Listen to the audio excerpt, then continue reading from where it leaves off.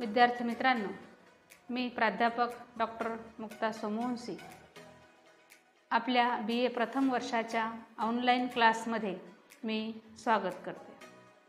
विद्यार्थी मित्रांनो, आपण आजपर्यंत आपल्या लोकप्रशासनाची मूलतत्वे या पेपर अंतर्गत वेगवेगळ्या संकल्पनांचा अभ्यास केला आहे। सध्या आपण लोकप्रशासन या विषयाचा इतर सामाजिक शास्त्राशी असलेला जो संबंध आहे तो या ठिकाणी पाहत आहोत। आपण लोकप्रशासन आणि राज्यशास्त्र, लोकप्रशासन आणि अर्थशास्त्र यांचा परस्पर संबंध अभ्यासलेला आहे। आजच्या भागामध्ये आपण लोकप्रशासनाचा अर्थशास्त्राशी असलेला जो संबंध आहे तो या ठिकाणी पाहणार आहोत। तर विद्यार्थी मित्रांनो, लोकप्रशासन आणि अर्थशास्त्र या दोन्ही विषयाचा अतिशय जवळचा परस्पर पूरक असा संबंध असलेला आपणास पाहावयास मिळतो। कारण आर्थिक प्रशासन हे लोकप्रशासनाचं सर्वात आवश्यक आणि महत्त्वाचं अंग आहे। लोकप्रशासनाद्वारे संपन्न होणारी जनकल्याणाची बहुतेक कार्य ही आर्थिक स्वरूपाची असतात। प्रशासन चालविताना जी व्यवस्था करावी लागते त्यासाठी आर्थिक प्रक्रिया पार पाडाव्या लागतात। आधुनिक काळातील कोणतीही लोकप्रशासनाची प्रक्रिया किंवा कोणतीही आर्थिक तरतूद ही आपल्याला अर्थशास्त्राच्या अभ्यासाशिवाय करता येत नाही। आर्थिक समस्या सोडविणे हे लोकप्रशासनाचा प्रमुख उद्देश आहे, प्रमुख कार्य आहे आणि त्यामुळे लोकप्रशासन व अर्थशास्त्र यांचा अतिशय निकटचा संबंध आहे असं आपण या ठिकाणी म्हणू शकतो। अर्थशास्त्र व लोकप्रशासन यांच्यातील परस्पर संबंध पाहण्यासाठी आपणास काही मुद्द्यांचा आधार घेता येतो। त्यामधील पहिला मुद्दा आपण या ठिकाणी सांगू शकतो की शासकीय प्रक्रियेचे मूल्यमापन आर्थिक निकषावरती अवलंबून असते। म्हणजेच आधुनिक काळातील प्रशासकांना अर्थशास्त्राचं सर्वसमावेशक ज्ञान असल्याशिवाय काहीही करता येत नाही। कारण प्रत्येक प्रशासकीय धोरण हे आर्थिक नियोजनावर आधारलेलं असतं। प्रत्येक प्रशासकीय प्रक्रियेचं मूल्यमापन हे आर्थिक परिणामांच्या संदर्भामध्ये केलं जातं। म्हणजे कुठलंही काम करायचं असलं तर आपल्याला या ठिकाणी त्याचे परिणाम आपण मोजतो कुठे, तर ते आर्थिक निकषामध्ये या ठिकाणी पाहत असतो आणि त्यामुळं या ठिकाणी प्रशासनाकडून होणारी जी प्रत्येक प्रक्रिया आहे ती प्रक्रिया आर्थिक संपन्नता वाढवणारी या ठिकाणी असते आणि त्यामुळं या प्रशासकीय अधिकाऱ्यांना अर्थशास्त्राचं ज्ञान असणं हे आवश्यक आहे।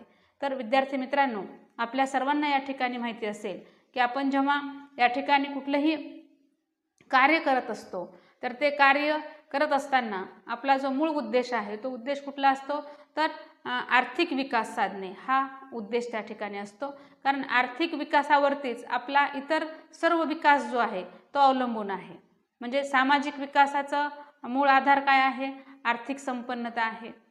व्यक्तिमत्वाचा विकास सुद्धा कुठं दडलेला आहे, आर्थिक संपन्नतेमध्ये दडलेला आहे। एखादा व्यक्ती खूप हुशार आहे, त्याच्याकडे प्रचंड आयडिया आहेत की त्याला या ठिकाणी उद्योग क्षेत्रामध्ये उतरायचं आहे, त्याच्याकडे खूप भन्नाट अशा कल्पना आहेत की तो या ठिकाणी देशाला सुद्धा खूप मोठ्या प्रमाणामध्ये उभारी आणून देऊ शकतो। परंतु जर त्या व्यक्तीला उद्योग व्यवसाय निर्माण करण्यासाठी जर त्याच्याकडे आर्थिक क्षमता नसेल तर त्याच्या त्या कल्पनांना काहीही किंमत राहत नाही किंवा तो काहीही करू शकत नाही।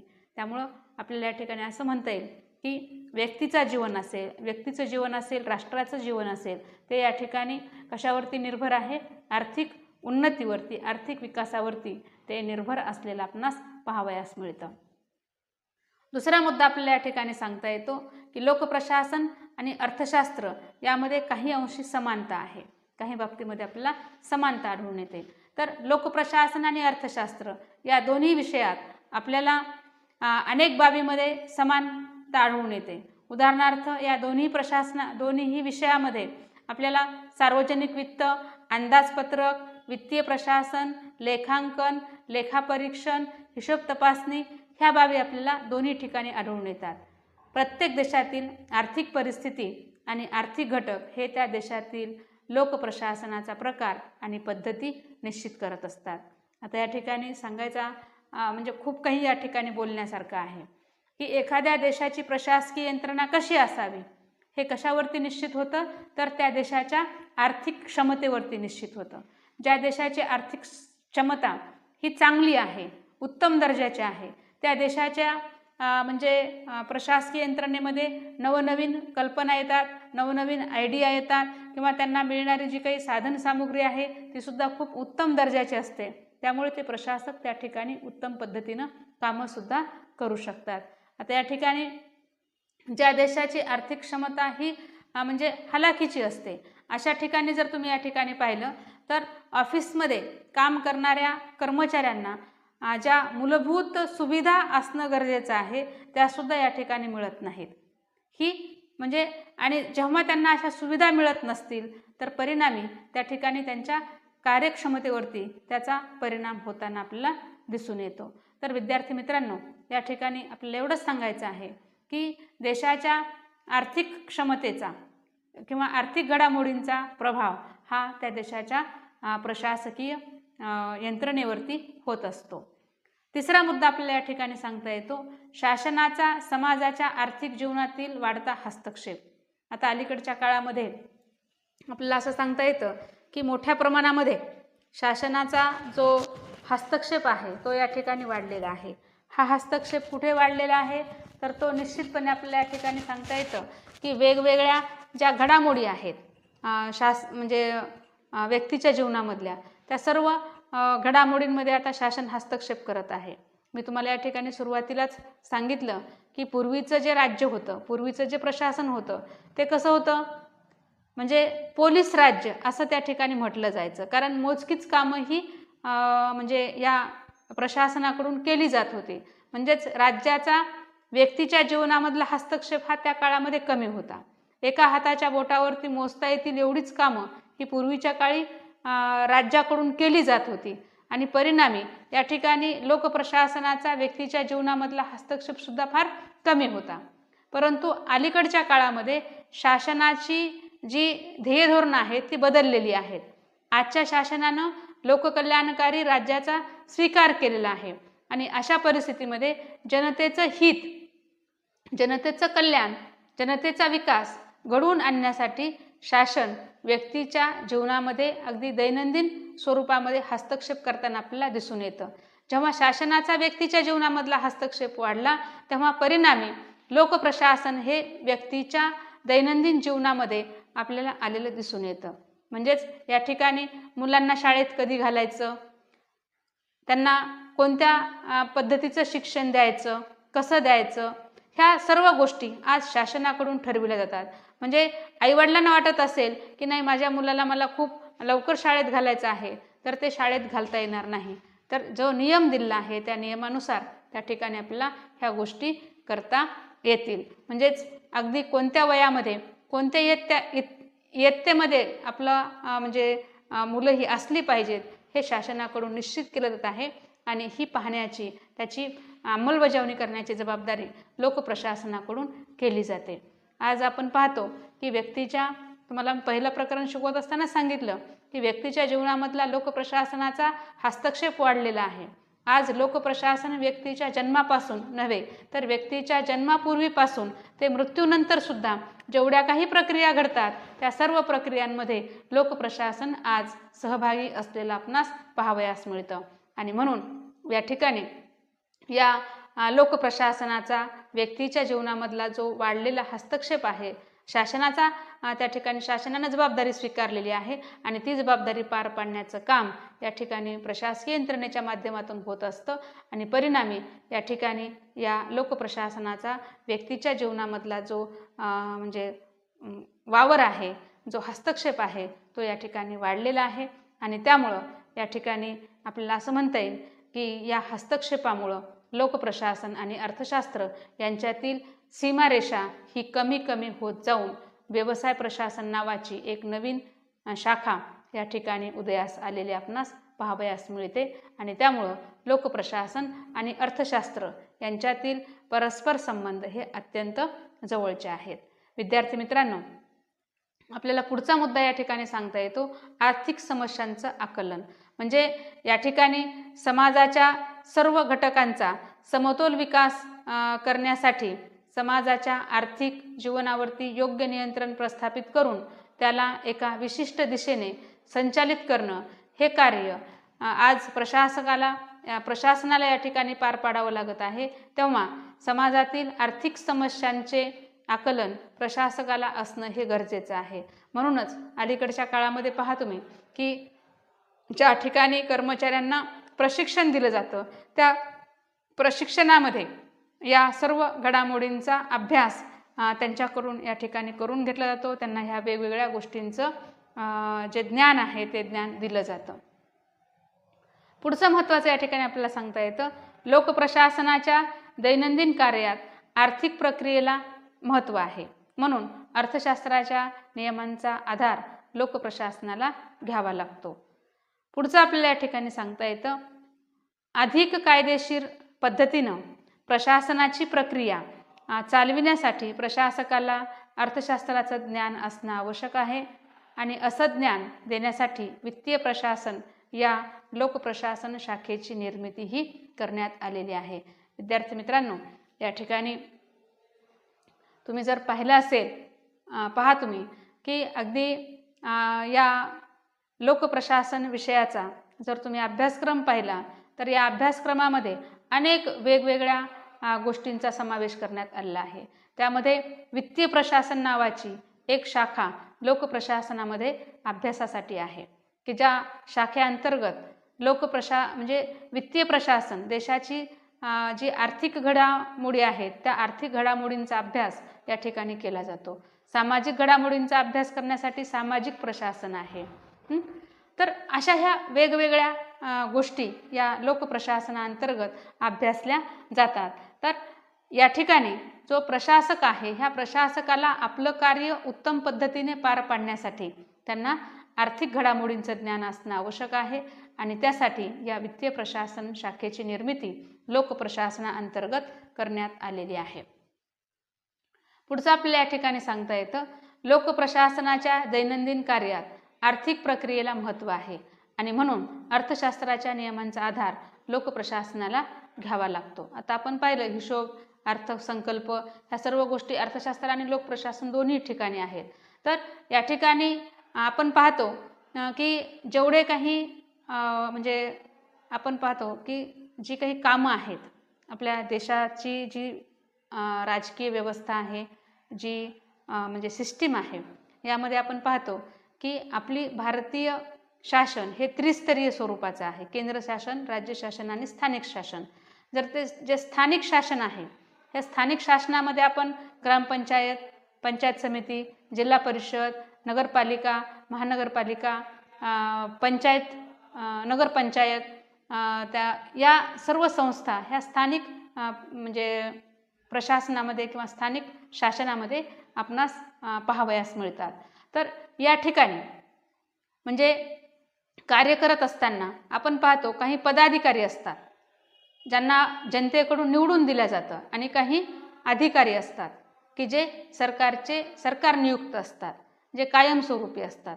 अगदी आपण सेंट्रलपासून जर स्थानिक पातळीपर्यंत या ठिकाणी विचार केला तर ही यंत्रणा आपल्याला दोन प्रकारचे पदाधिकारी या ठिकाणी दोन व्यक्ती त्या ठिकाणी कार्यरत असलेल्या पाहावयास मिळतात. तर विद्यार्थी मित्रांनो, हे जे काही म्हणजे अधिकारी आहेत ह्या अधिकाऱ्यांना खूप मोठ्या प्रमाणामध्ये आर्थिक सत्ता प्राप्त झालेली असते. आता नगरपालिकेमध्ये जर एखादी गोष्ट आर्थिक व्यवहार करायचा असेल तर तो आर्थिक व्यवहार करण्यासाठी नगरपालिकेमधला जो CO आहे या COच्या सहीशिवाय कुठलाही आर्थिक व्यवहार होऊ शकत नाही, कारण तो त्या ठिकाणी तिथे जबाबदार धरला जातो.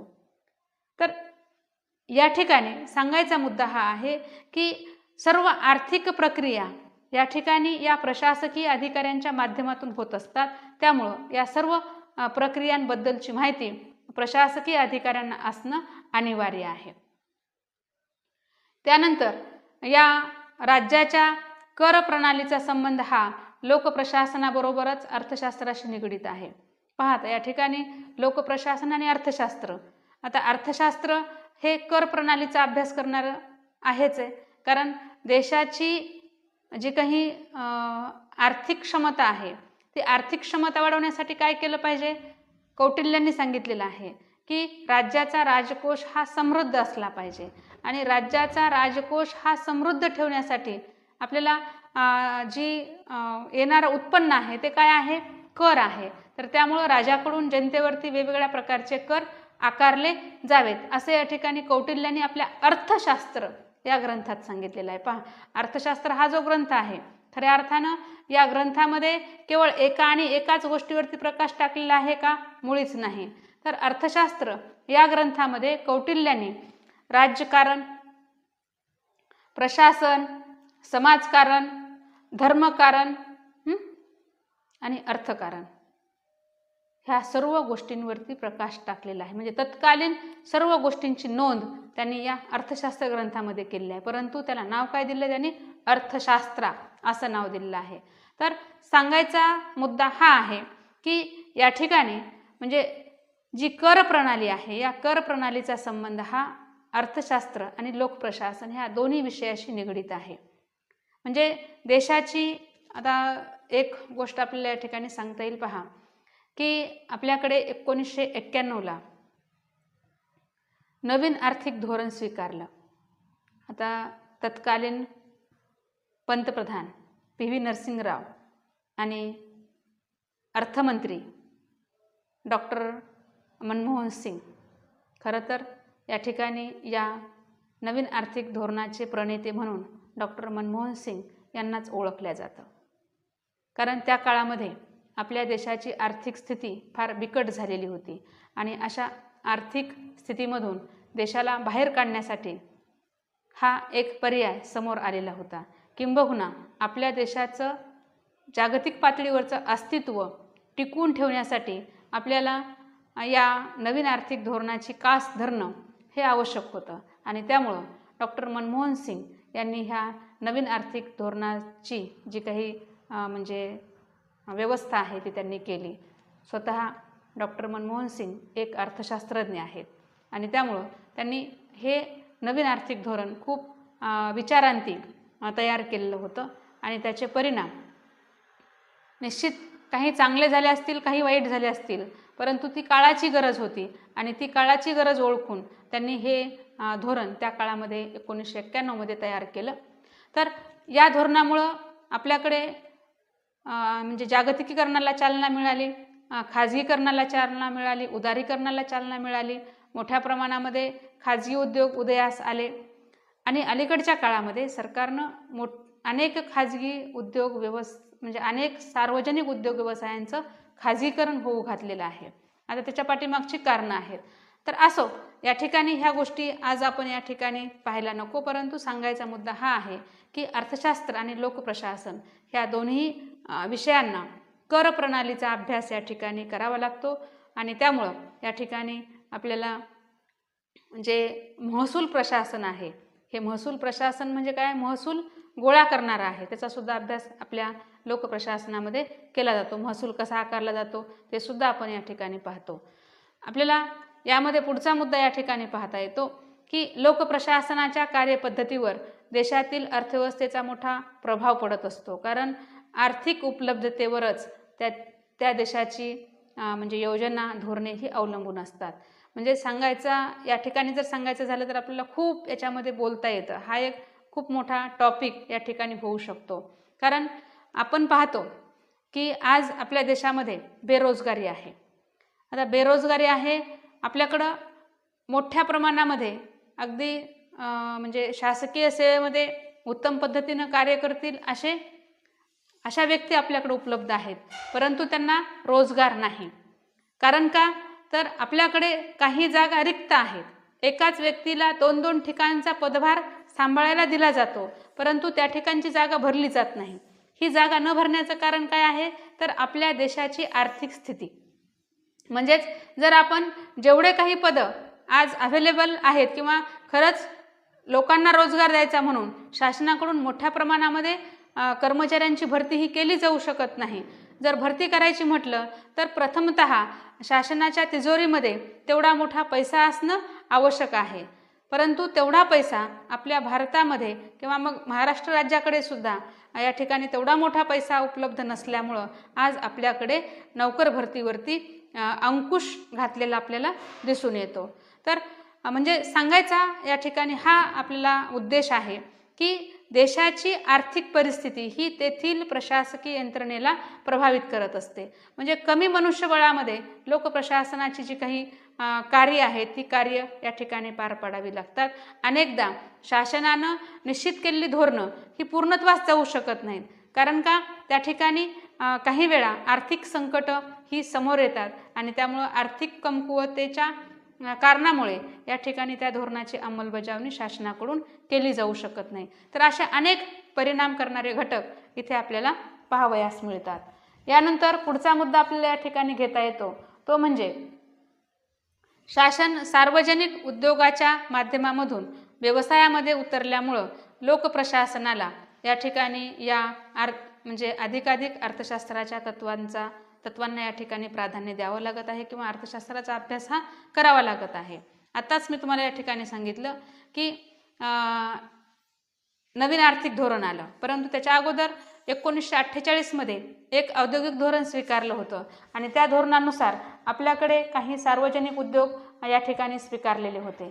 जसं तुम्हाला या ठिकाणी माहिती एस.टी. महामंडळ असेल, एअर इंडिया असेल, आपली रेल्वे असेल. आता यांचं आता भविष्यामध्ये आता सध्याच एअर इंडिया आणि रेल्वे यांचं तर खाजगीकरणच्या दिशेने त्यांची वाटचाल चालू आहे. तर हे म्हणजे त्या काळामध्ये केलं कारण का या ठिकाणी शासनाला एक म्हणजे आपल्या देशाचा विकास घडवून आणायचा होता तत्कालीन सरकारला आणि त्यामुळं त्यांनी ह्या वेगवेगळ्या उद्योग व्यवसायामध्ये पदार्पण केलेलं होतं. परंतु आता या ठिकाणी परिवर्तन होत आहे, बदल होत आहे आणि बदलत्या काळानुसार या ठिकाणी नवीन नवीन धोरणांचा पुरस्कार हा केला जात आहे. परंतु त्या काळामध्ये सार्वजनिक उद्योग व्यवसायामध्ये शासनाने आपला या ठिकाणी म्हणजे गुंतवणूक केली, त्यामुळं लोकप्रशासनाला या ठिकाणी अर्थशास्त्राच्या तत्वांना प्राधान्य देणं, त्या गोष्टींचा अभ्यास करणं गरजेचं वाटलं. पुढचं या ठिकाणी आपल्याला सांगता येतो आर्थिक विकास हाच लोकप्रशासन आणि अर्थशास्त्र या दोन्ही शाखांचा उद्देश आहे. म्हणजे दोन्ही विषयांचा उद्देश काय आहे? आर्थिक विकास. म्हणजे जर आपल्याला या ठिकाणी विकास घडवून आणायचा असेल तर अर्थशास्त्रामधून सुद्धा कशावरती प्राधान्य दिलं जातं? जास्तीत जास्त आर्थिक विकासावरती. आणि लोकप्रशासनामध्ये ज्या काही प्रक्रिया या ठिकाणी होतात ह्या सर्व प्रक्रिया सुद्धा कशावरती डिपेंड असतात किंवा त्यांचा मुख्य उद्देश काय असतो तर तो आर्थिक विकासच असतो. म्हणजे जो मागास घटक आहे त्या मागास घटकाचा विकास करण्यासाठीच्या योजना राबवणं हा आर्थिक विकासाचाच त्या ठिकाणी प्रकार आहे.